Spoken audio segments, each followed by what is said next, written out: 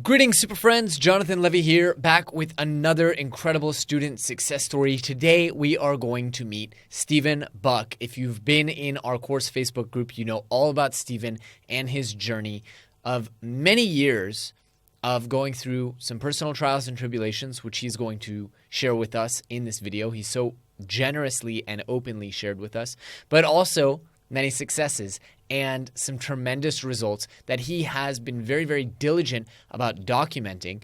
You're going to see how Stephen got those results, how an unsurprising little health factor helped him accelerate and build upon those results, and what I think most interesting, how he is using that element of success, how he is using the SuperLearner techniques to create health, wealth, and success in his life. It's a great and highly motivating interview with a lot of takeaways. So without any further ado, let me present our SuperLearner star student, Mr. Stephen Buck.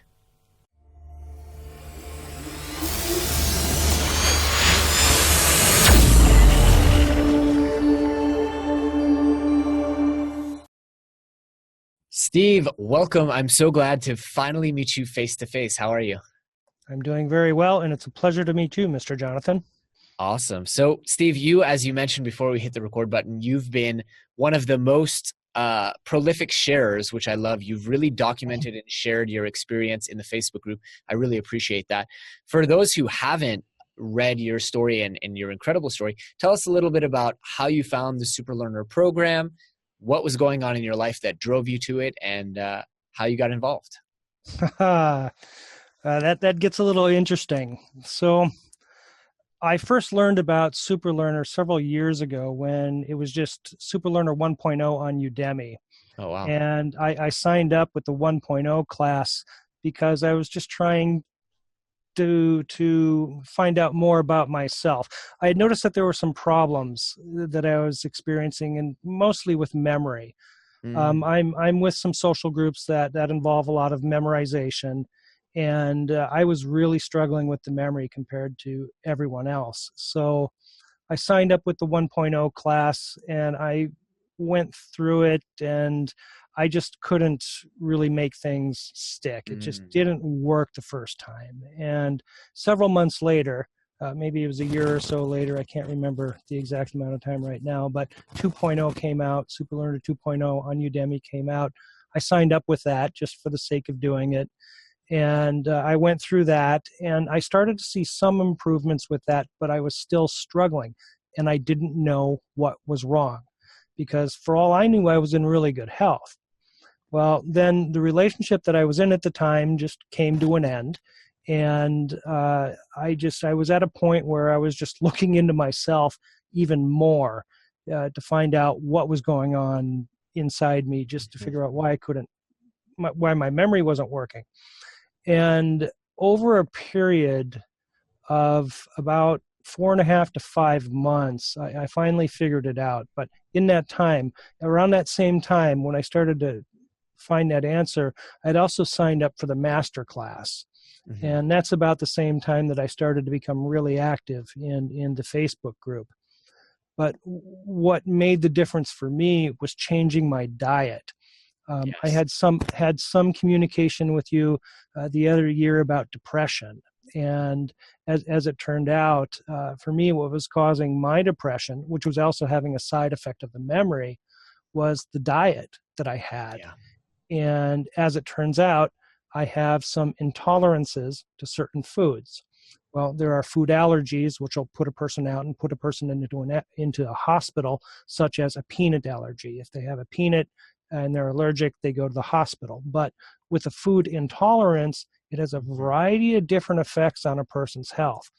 And for me, what was happening was an excessive weight gain, and it was affecting my memory. It was affecting my comprehension. Wow.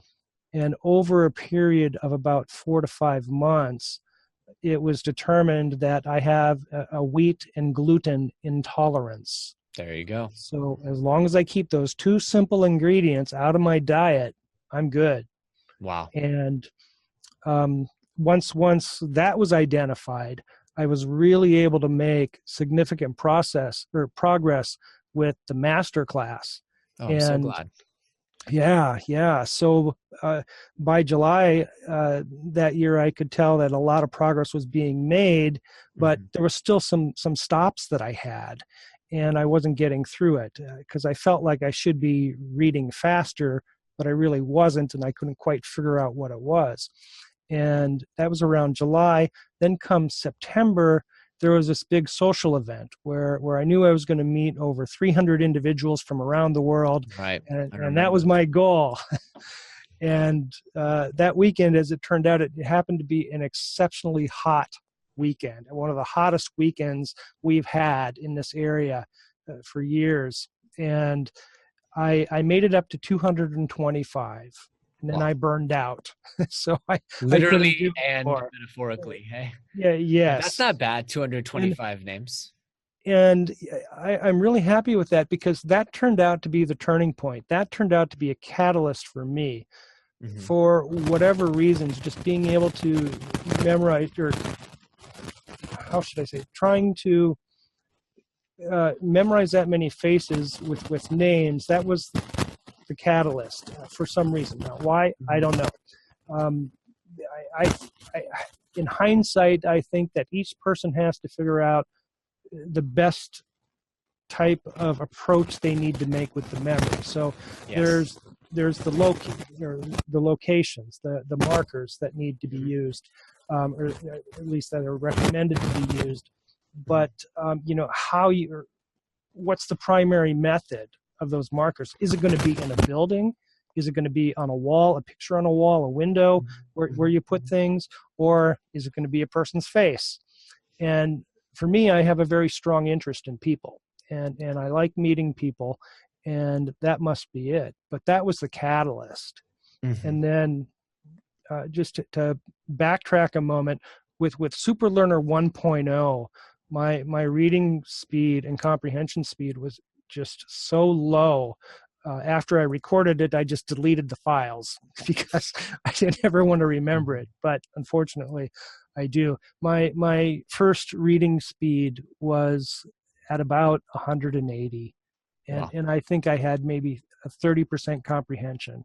I mean, it was Wow. just astronomically low, and I couldn't believe it either. I said, "No, this is something else is wrong here." But as it turns out, it was the diet. And as of last December, the reading speed was over 700 words a minute. Uh, Brilliant. I believe that the comprehension was over 80, Brilliant.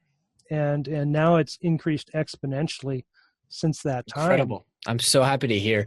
And I want to take a moment, Steve, to point a few things out to our listeners. The first one being, you know, we often talk about memory techniques and the ability to 5x, 10x your memory and everything, but all that is predicated on having a healthy foundation, being healthy, having proper mental health, being healthy, happy. And I think that's such an important thing that we really try to draw out in our courses is, these techniques are not going to compensate if you are sick. And I think it's really important for people to pay special attention because we are all optimizers. And if people are watching this, they have a mindset towards optimization, but it really is that solid foundation of sleep, exercise, and nutrition that's going to allow you to get the most out of these techniques. And I think another thing that you said is so important that we always try to drive home to students, and somehow the message still doesn't get across, which is discovering the things that are going to be critical for you and applying the techniques is that critical moment, as you said, a breaking point where you realize, okay, now I have, Malcolm Knowles talks about the requirements for adult learning. They need to have pressing need and immediate application. And you saw that when you were going to these social events. You were paying to be in a room and meet these 300 people. You said, I better remember their names and I better know who the heck they are. And that was that moment. So I think people need to remember whatever it is for you, whether it's that big upcoming exam or that social event, leverage the SuperLearner techniques, and it's going to help you not just with motivation, but also understanding where you need to prioritize. Steve, I would love to hear, I know that you're doing a lot of day trading as well. You mentioned using this for social events. I'd love to hear how your life has changed and what you're actually applying SuperLearning to in your day-to-day now. It is mostly applied towards mathematics. Uh, in my normal life, before the relationship ended, I was doing day trading full time, and that is what I had done for several years. And then when the relationship ended, I lost everything. So I'm in the process of starting things over now. And now it's still a slow startup, but I've only just gotten to the point now where I'm trading all day. So that's one of the reasons why I'm up so early. My time, it's 4:30 a.m. here in California. So I'm normally up out of bed by 3 a.m. and at the gym for an hour or two before I sit in front of the computer. But I guess it's more, right now, it's still more of a side effect of just memorizing so many things, outside of the day trading altogether. It is having a side effect. It's increasing my pattern recognition.